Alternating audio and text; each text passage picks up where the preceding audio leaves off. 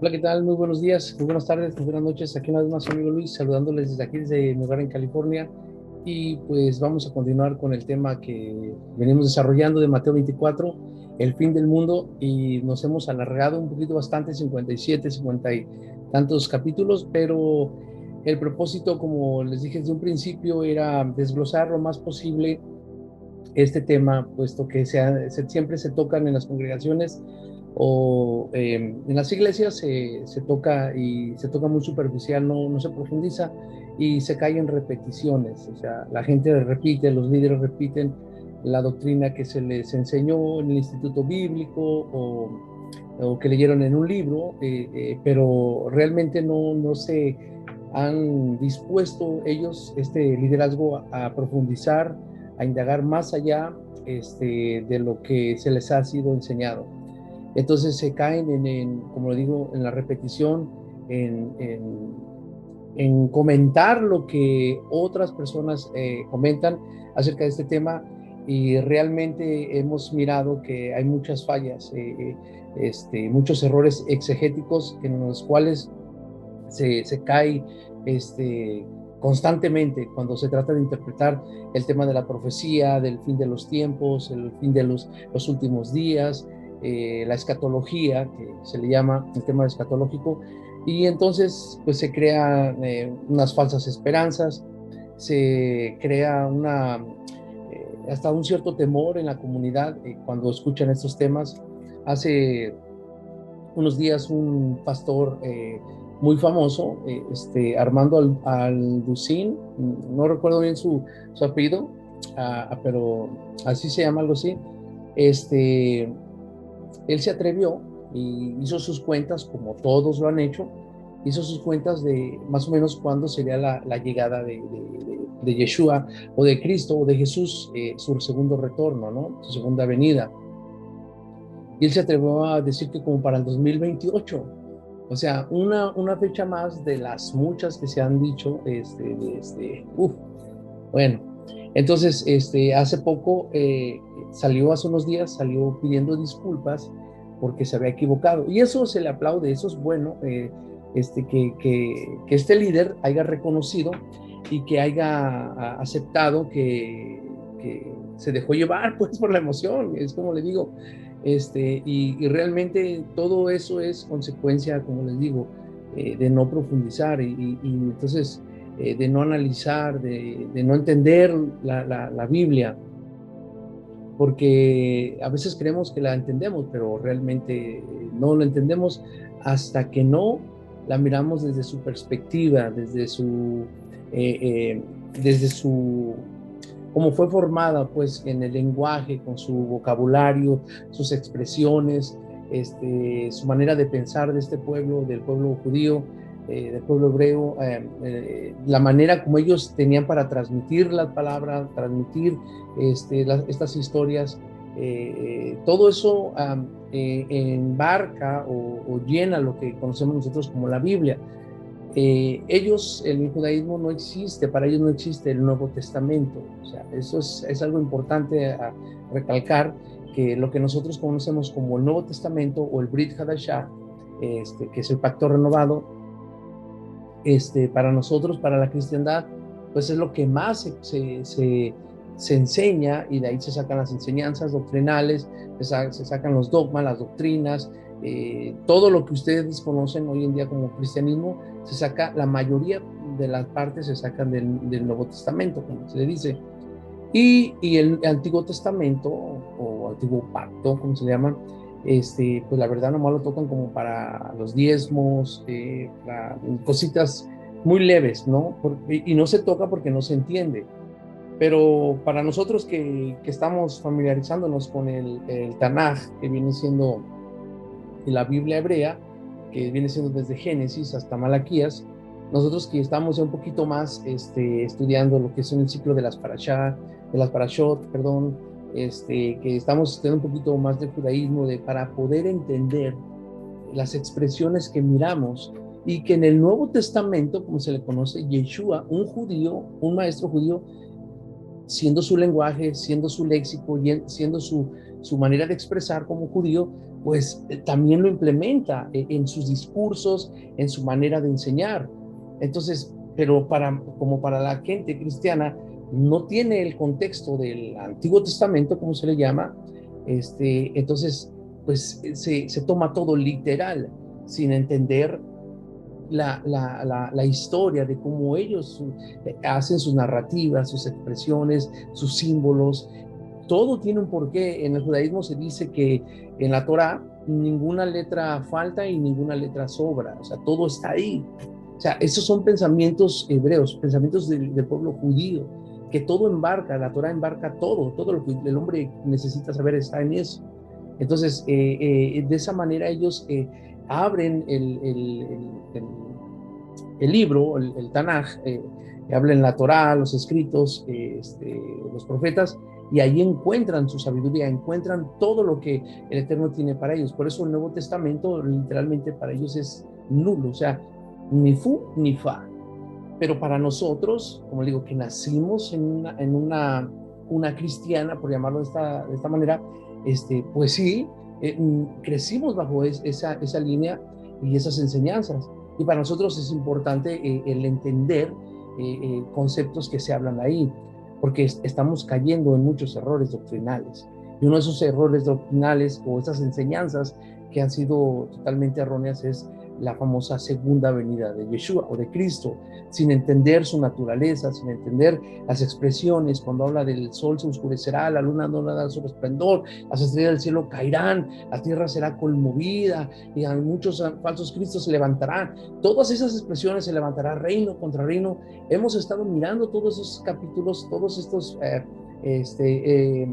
pues sí, estos videos pasados, y hemos estado tocando todo lo que refiere, y nosotros nos estamos apoyando mucho en cómo los profetas lo pronunciaban cuando iban a hablar un decreto o una profecía de juicio contra una nación X o aún contra el mismo pueblo. Ellos, su manera de expresar ese mensaje de juicio era apocalíptico, era una manera exagerada, era una manera donde el Eterno descendía en una nube, entraba a Egipto a juzgar a los dioses de Egipto, inclinaba los cielos, iba sobre las nubes como una carroza, el Eterno una espada desenvainada. Todo ese tipo de expresiones eran muy común en esa época, no solamente del pueblo hebreo.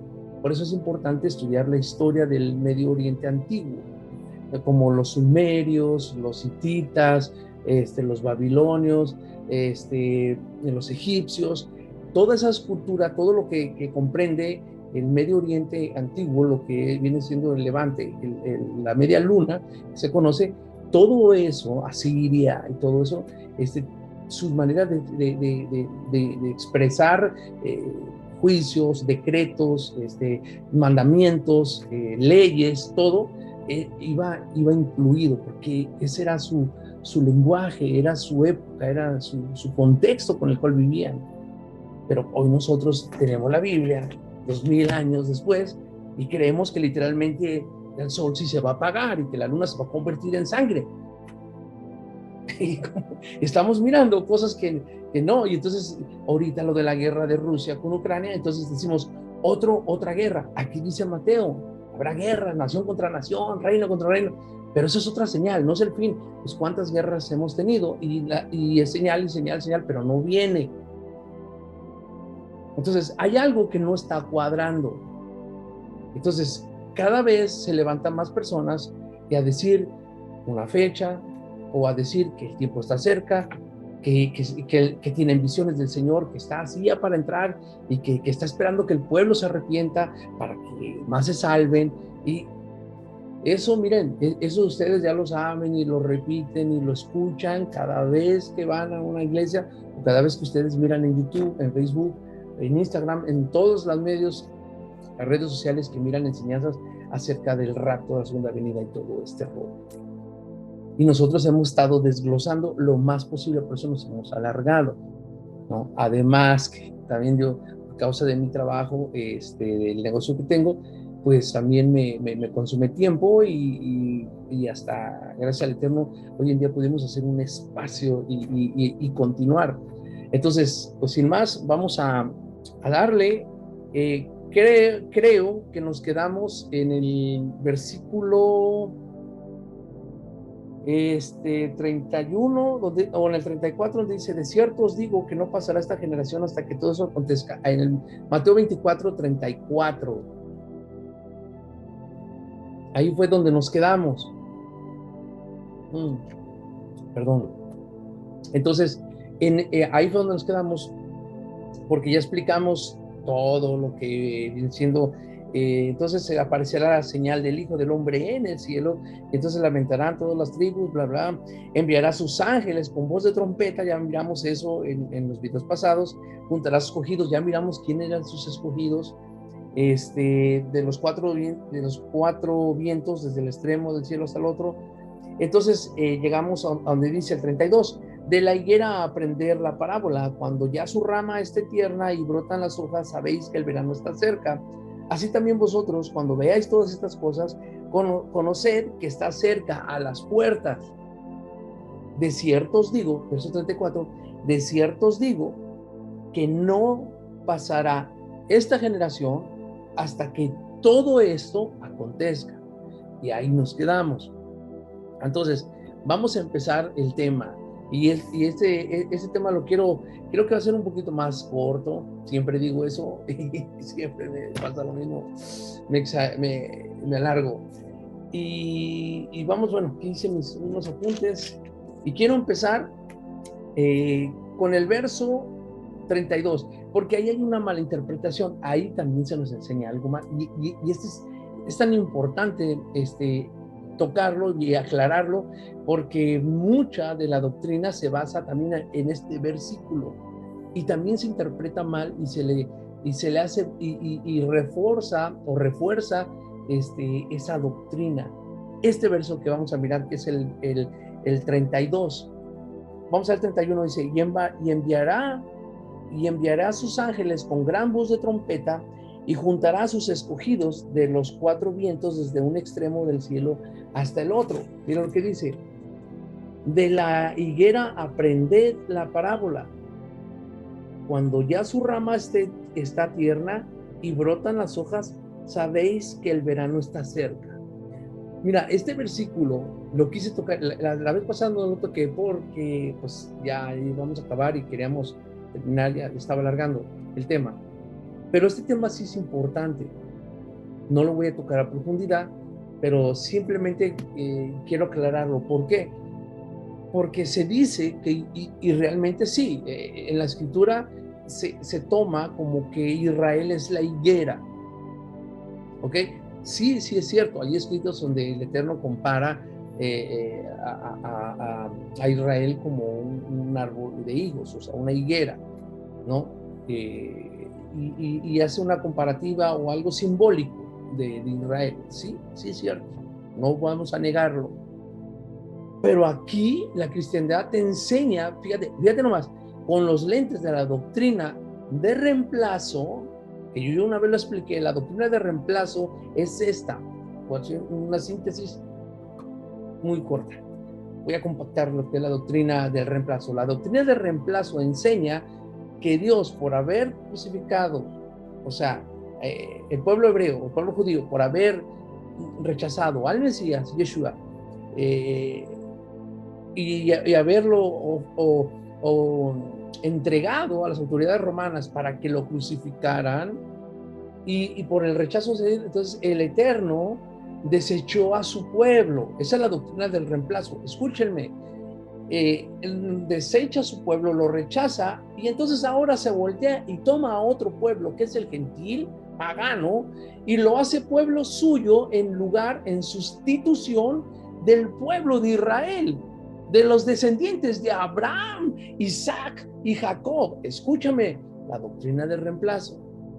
Entonces, como no quisieron aceptar al Mesías, el Eterno les da la espalda, y entonces llega un momento de gracia donde todo el gentil pagano, que hace unas horas había comido una torta de pierna de puerco y unos mariscos, y se había revolcado entre el lodo y todo ese rollo en sus ceremoniales lujuriosos a sus dioses paganos, Pero ahora por el hecho de nomás de decir, yo acepto a Jesús como mi Señor y mi Salvador, entonces en ese momento yo ya soy parte del pueblo de Israel.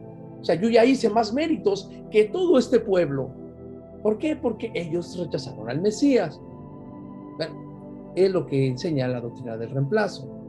Entonces Dios le da la espalda, toma a tu pueblo, y si el pueblo desechado, Israel, fíjate, quiere ser parte de ese pueblo escogido, entonces tiene que entrar y aceptar al Mesías, y entonces ser parte de la iglesia de Cristo, que es el nuevo Israel. Eso es, en síntesis, en pocas palabras, se puede alargar mucho, extendido, esa es la doctrina famosa de reemplazo, que esa literalmente se la sacaron de no sé dónde, para no ofender a personas, se la sacaron de lo más oscuro de su mente, ustedes me entienden, de su pensamiento, y le dieron forma, y eso enseñaron y han enseñado durante más de 2000 años, diciendo que Dios desechó a su pueblo. Pero tenemos al apóstol Pablo, al Rab Shaul, al rabino Shaul, que en la carta a los romanos, él hace una defensa en Romanos capítulo 11, y empieza con estas palabras: ¿acaso Dios ha desechado a su pueblo? De ninguna manera. Pero yo no entiendo por qué esa parte, como que el cristiano como que no ve, como que dice, así está ahí, pero no hay que ver eso, no nos conviene. Pero es el mismo apóstol Pablo que te está diciendo que por gracia sois salvos, pero acá te está defendiendo y te está diciendo que Dios no ha desechado a su pueblo. No, si algunas ramas fueron desgajadas, algunas, no todas.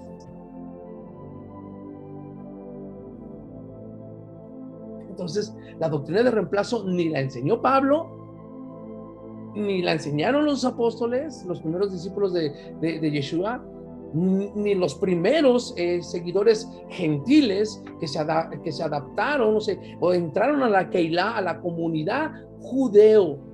O sea, eran judíos literalmente, todos eran judíos, y se hace un concilio en el año 50, donde vemos en el libro de Hechos que hay un debate de puros judíos diciendo, ¿qué vamos a hacer con los gentiles que quieren entrar a nuestra comunidad judía?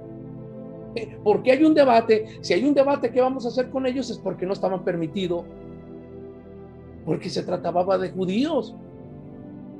Entonces, pero hoy tenemos que el judío ya no tiene nada que ver, y que ahora la iglesia es la machina, y que Dios desechó a su pueblo, cuando tenemos una carta de Pablo defendiendo y diciendo que no, y todavía los mata diciendo, no te jactes, si tú fuiste injertado al olivo, o sea, tú fuiste añadido a Israel, no Israel se añadió a la iglesia. O sea, yo no entiendo de veras cómo estamos mirando la escritura, esas cartas, cómo nos han enseñado, de qué manera nos han engañado, porque nos han engañado, que miramos el texto tan claro y no lo entendemos. O sea, leemos que dice, Dios no desechó a su pueblo, y volteamos y decimos, somos Israel nosotros, ellos ya no.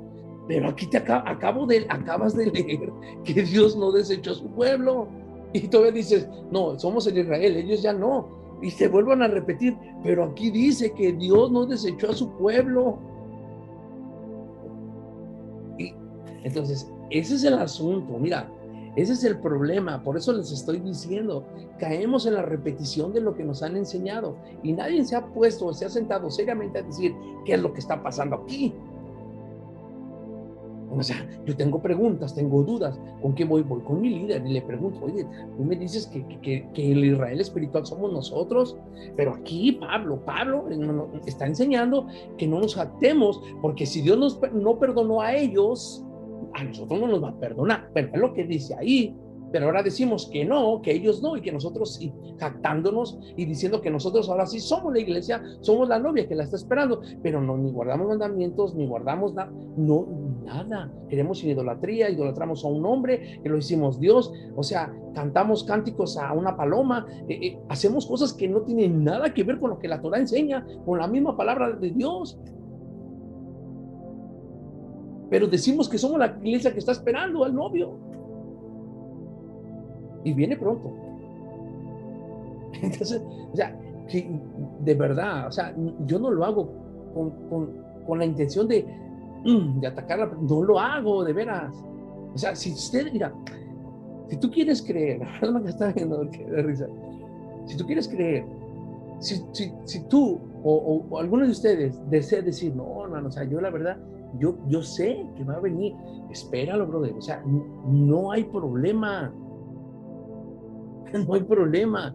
Dentro de ti tú sabes que estás siendo engañado, tienes una falsa esperanza, te lo tengo que decir así. Si te gusta o no te gusta, bueno, es otra manera, es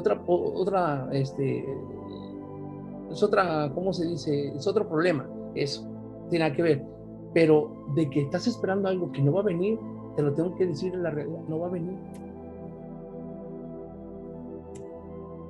De veras, no va a venir. O sea, son 2000 años. Y esas palabras, si las dijo él, vamos a, vamos a dudar. Si, porque Mateo se escribió tantos años después de que Cristo o Yeshua murió. Y fueron dichos recolectados de personas que oyeron, que hablaron. Fue información que recolectaron.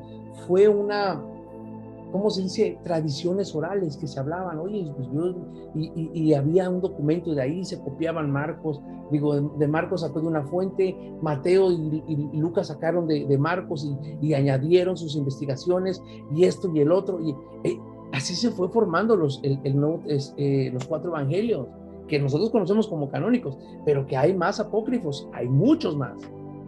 Entonces vamos a pensar que si él dijo esto que está aquí, lo dijo a una generación que estaba viva junto con él. No puede estar hablando de eventos que se van a marcar dentro de 2300 o 2020 años a futuro para esa generación. Es ilógico. Es ilógico. O sea, va contra la naturaleza del hombre racional, el hombre pensante. Dios a todos les dio una parte gris aquí al hombre y a la mujer, que esa sirve para pensar, para razonar, para cuestionar, para generar conocimiento. Entonces, no podemos nomás decir, es que aquí dice, vengo pronto, y la palabra pronto, en todo el lenguaje, la lengua española, en todo el idioma que tú quieras, pronto es inmediatamente. No es pronto 2000 años. Pronto no significa 2000 años. No, o sea, de veras, brother, o sea, te lo estoy diciendo, buen plan. Si tú quieres seguir esperando, espérenlo. O sea, pero miren, siéntense, o sea, compren una buena silla o un sofá cama para que lo esperen a gusto, a que no se vayan a cansar. Pero no va a venir.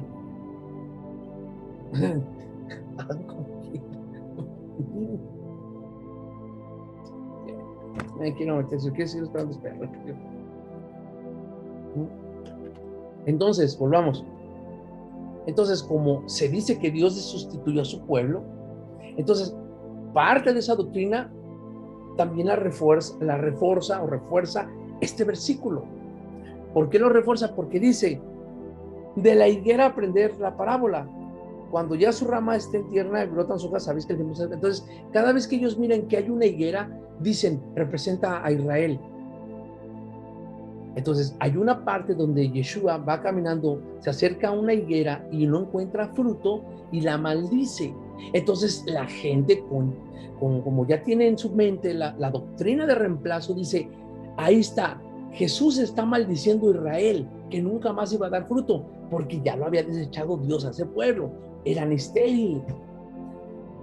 ¿Estás entendiendo cómo se complementa la doctrina de reemplazo? Cómo el mensaje antisemita, antijudío, o sea, el rechazo al judaísmo, inmediatamente se nota en las enseñanzas cristianas.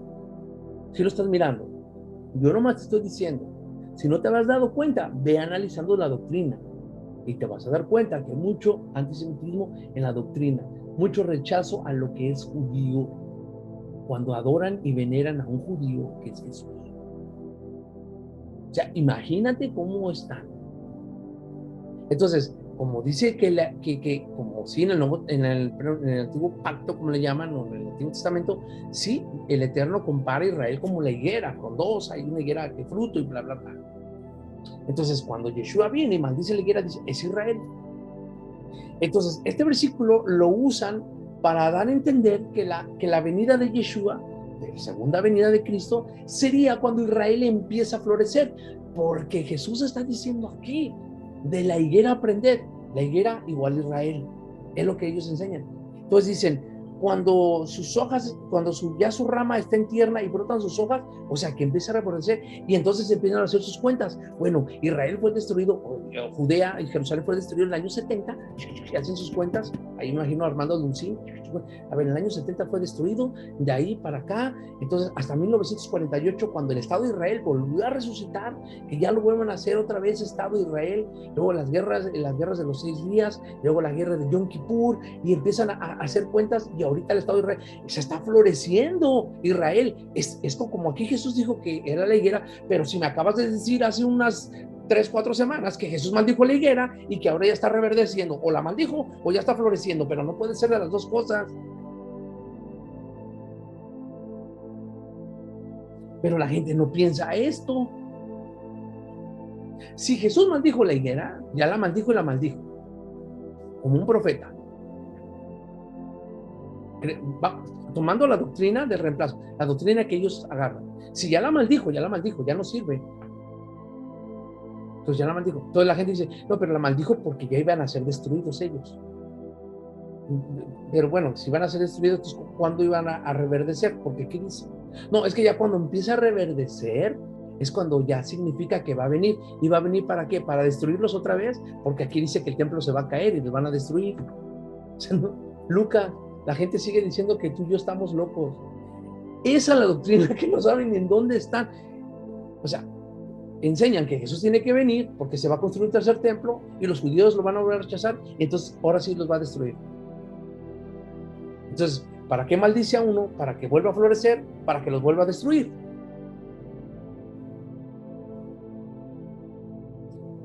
Esa es la doctrina que enseña el cristianismo. No tiene sentido. No tiene sentido que se venga a levantar otro templo para que cuando el Mesías se aparezca por segunda vez, una vez más el pueblo lo rechace, porque van a aceptar al anticristo famoso, y entonces Yeshua los va a volver a destruir. O sea, un judío destruyendo a un judío. Dime si ese mensaje no es antijudío, no es antisemita. Dime tú si no está mal. Tamal no de tamal, o sea, está mal. ¿Me entienden? Pero así miran la escritura y así la están enseñando. Entonces, yo me he propuesto hacer el mensaje lo más extendido posible. Pero lo que realmente aquí Yeshua está diciendo, dice, de la higuera aprended la parábola. Él no está usando a Israel como una señal. Escúchame bien, por favor, escúchame esto. Yeshua no está hablando aquí que tomen a Israel como una señal de que cuando Israel esté progresando, floreciendo y esté creciendo, esa es una señal de que Él va a venir. No, Él está hablando de una planta. Él está hablando de una higuera. Que el hecho que la higuera represente a Israel en el contexto, cuando el profeta lo nombra o el Eterno a través del profeta le llama o lo llama al pueblo de Israel como la higuera, no quiere decir que Yeshua en esta parte 24, Mateo, esté hablando que Israel va a ser una señal. Porque aquí no está comparando Israel con una señal, está hablando de una higuera y le dice, quiero que vean un ejemplo. Así, dice, de la higuera aprende la parábola, o sea, la enseñanza. Cuando ustedes, dice, ustedes, cuando ya su rama está tierna y brotan las hojas, sabéis que el verano está cerca. Entonces, lo que sigue le da sentido a la parábola de la higuera que está hablando aquí. Mira, de la higuera aprender la parábola. Él está enseñando a sus discípulos. Los discípulos saben lo que es una higuera. Hoy en día la gente no sabe ni qué es una higuera. La higuera piensan que son las higueras que salen en el cerro. No, la higuera es el que da higos. Que da higos. Dice, de la higuera aprended, cuando su rama ya está tierna y brotan las hojas, sabéis que el verano está cerca.